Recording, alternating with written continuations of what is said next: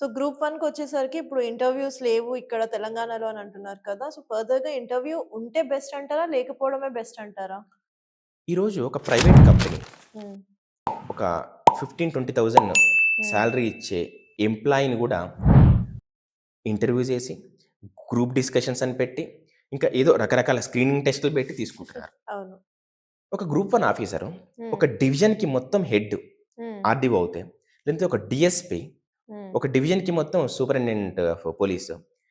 అతను ఎలాంటి ఇంటర్వ్యూ లేకుండా, అతని మెంటల్ స్టేటస్ ఎలా ఉంది? అతని హ్మ్. మెంటల్ కండిషన్ ఎలా ఉంది? ఇవన్నీ తెలుసుకోకుండా డైరెక్ట్‌గా మనం తీసుకెళ్ళి ప్రజల ముందు నిలబెడితే, అతను తోని ఎలా డీల్ చేస్తున్నాడు? హ్మ్. వాళ్ళని ఎలా ట్రీట్ చేస్తున్నాడసలు ప్రజల్ని?